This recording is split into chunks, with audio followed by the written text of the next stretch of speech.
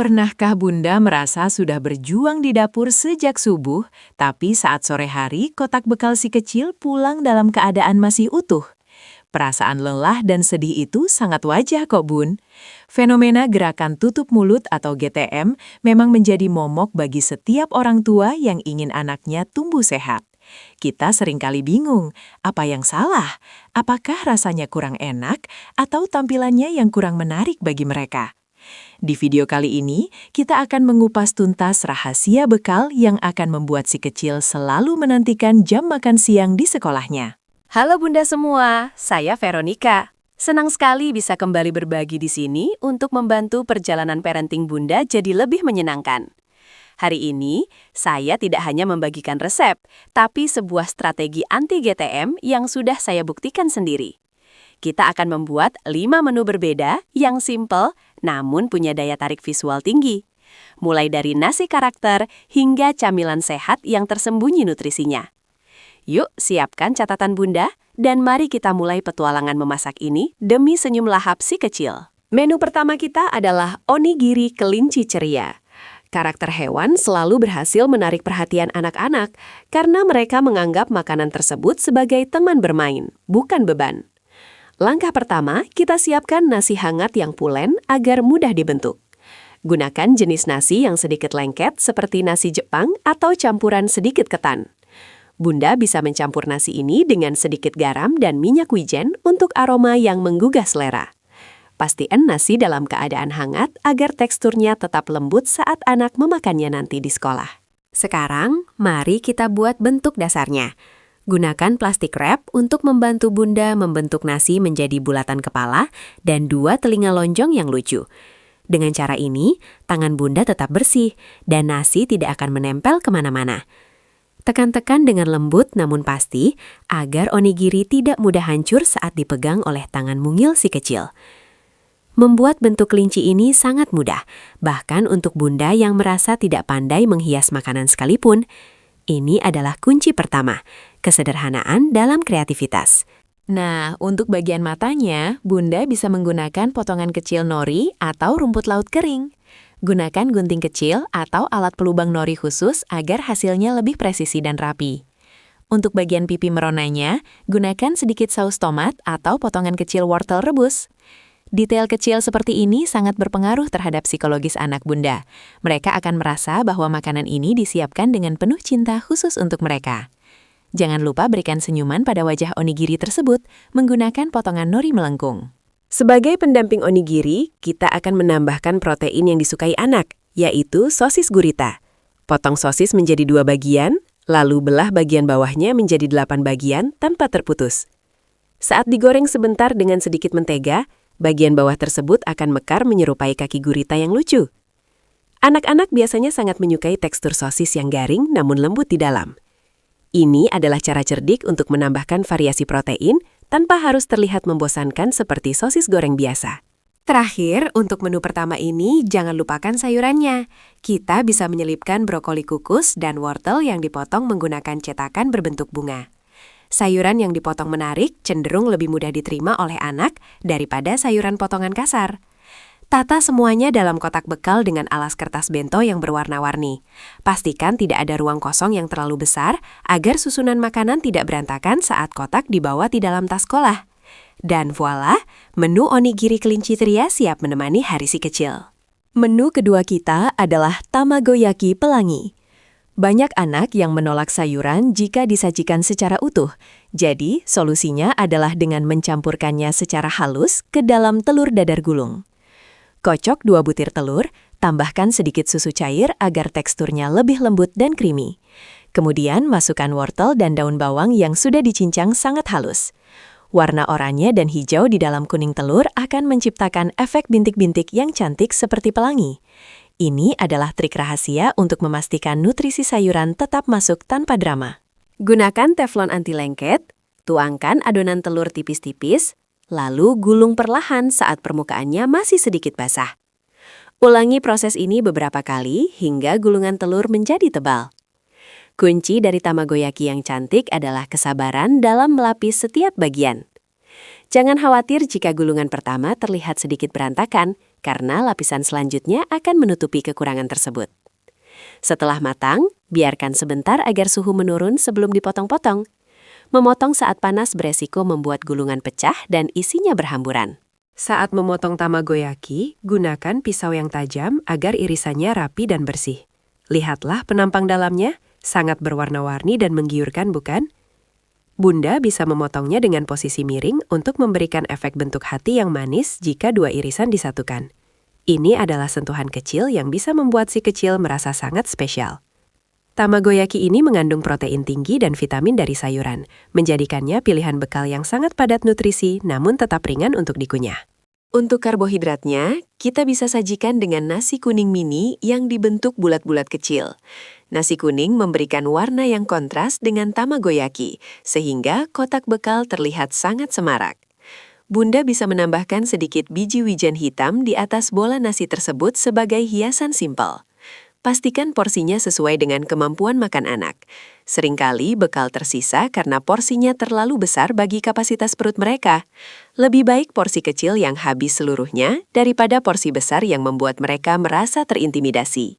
Lengkapi menu ini dengan beberapa potong buah segar, seperti anggur atau potongan jeruk. Warna kuning dari nasi dan telur berpadu dengan warna buah akan menciptakan harmoni visual yang indah. Ingat Bunda, mata adalah organ pertama yang makan. Jika mata anak sudah tertarik, kemungkinan besar mulutnya akan terbuka dengan senang hati.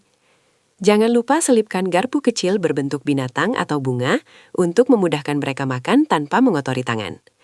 Menu kedua ini sungguh praktis, tapi tetap penuh cinta.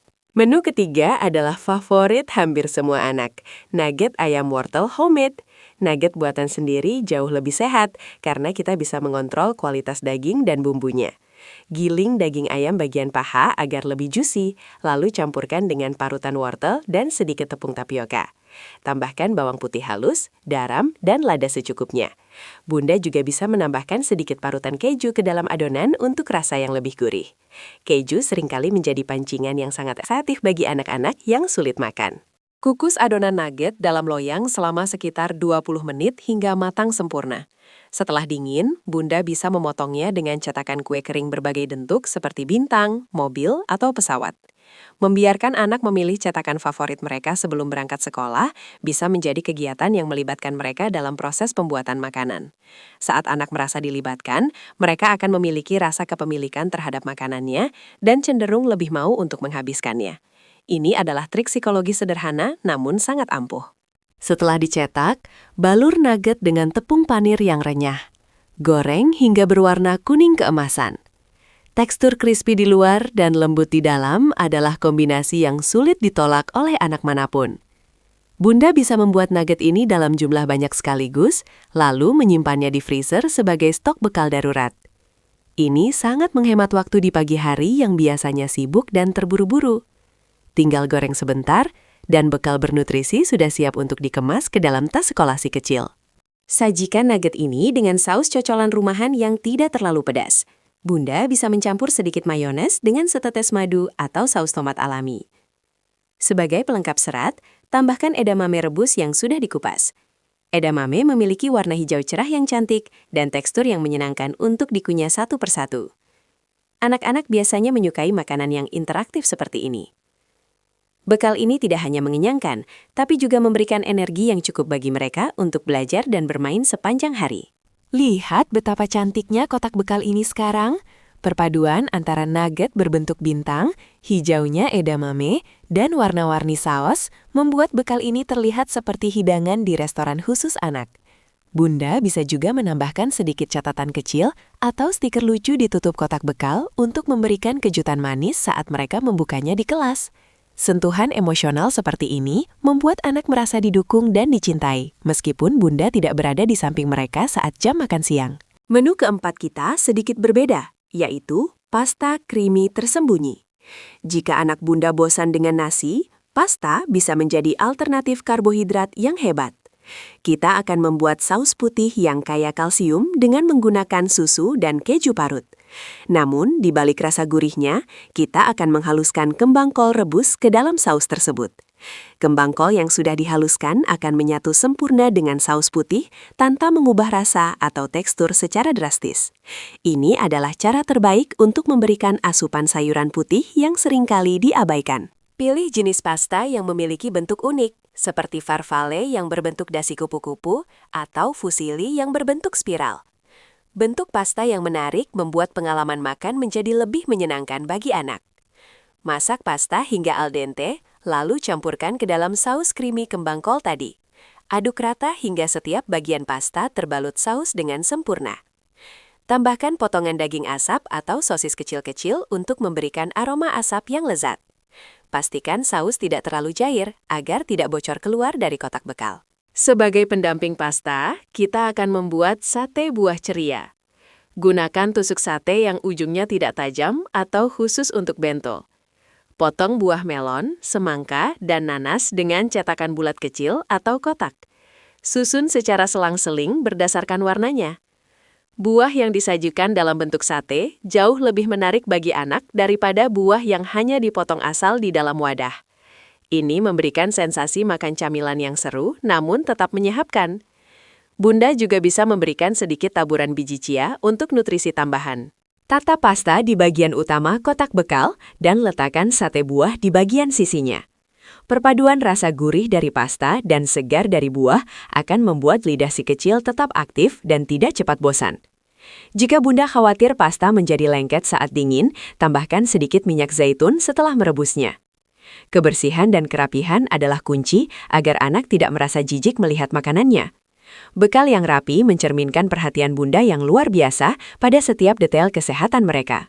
Menu pasta ini juga sangat cocok bagi Bunda yang sibuk karena proses pembuatannya tidak memakan waktu lebih dari 20 menit. Bunda bisa menyiapkan saus kembang kolnya di malam hari dan menyimpannya di kulkas. Di pagi hari, Bunda hanya perlu merebus pasta dan mencampurnya. Efisiensi waktu sangat penting agar Bunda tidak merasa terbebani dengan rutinitas menyiapkan bekal setiap pagi. Dengan perencanaan yang baik, memberikan yang terbaik untuk anak tidak harus menguras seluruh energi Bunda. Nah, Bunda, setelah kita melihat 4 menu tadi, penting juga bagi kita untuk memahami sisi psikologis makan pada anak. GTM seringkali bukan karena mereka tidak lapar, tapi karena mereka merasa memiliki kendali atas tubuh mereka dengan cara menolak makanan. Oleh karena itu, hindari memaksa atau memarahi anak saat mereka tidak menghabiskan bekalnya. Sebaliknya, berikan apresiasi saat mereka mencoba satu gigitan baru. Kita ingin jam makan menjadi momen yang positif, bukan momen yang penuh dengan tekanan bagi mereka. Salah satu tips rahasia saya adalah menggunakan dekorasi bento yang fungsional. Gunakan wadah silikon kecil sebagai pembatas antar makanan agar rasa dan aromanya tidak tercampur. Misalnya, kita tidak ingin rasa melon meresap ke dalam nasi, bukan? Selain itu, gunakan food picks yang menggemaskan untuk menggantikan alat makan biasa. Benda-benda kecil ini sangat murah dan mudah ditemukan, tapi dampaknya sangat besar bagi antusiasme anak. Mereka akan merasa seperti sedang menjelajah di kotak harpa karun setiap kali membuka tas sekolahnya. Menu kelima kita adalah sandwich kantong ajaib. Gunakan roti tawar tanpa kulit, isi dengan campuran tuna mayones atau selai kacang dan pisang. Kemudian, tekan pinggirannya menggunakan cetakan sandwich hingga tertutup rapat membentuk kantong. Teknik ini sangat bagus untuk mencegah isian roti tumpah dan mengotori baju seragam anak. Sandwich ini bisa didekorasi dengan keju lembaran yang dipotong membentuk wajah beruang atau kucing di atasnya. Sederhana, bersih, dan sangat disukai oleh anak-anak yang suka makan sambil bergerak. Jangan lupa untuk selalu menyertakan air putih dalam botol minum yang menarik. Kadang anak malas makan karena mereka merasa haus namun tidak menyadarinya. Bunda bisa menambahkan irisan lemon atau stroberi ke dalam air, infused water, untuk memberikan rasa segar yang alami, tanpa tambahan gula. Kebiasaan minum air putih harus dibangun sejak dini, agar metabolisme mereka tetap terjaga. Pastikan botol minumnya mudah dibuka sendiri oleh tangan kecil mereka, alah mereka tetap mandiri saat berada di sekolah. Variasi adalah kunci untuk mencegah kebosanan. Usahakan untuk tidak menyajikan menu yang sama berturut-turut dalam seminggu. Bunda bisa membuat jadwal mingguan sederhana di pintu kulkas agar tidak bingung setiap pagi. Dengan melihat jadwal tersebut, si kecil juga bisa ikut berpartisipasi memilih menu apa yang ingin mereka bawa besok. Melibatkan mereka dalam perencanaan memberikan mereka rasa tanggung jawab untuk menghabiskan makanan yang telah mereka pilih sendiri. Ini adalah kerjasama tim yang hebat antara bunda dan buah hati.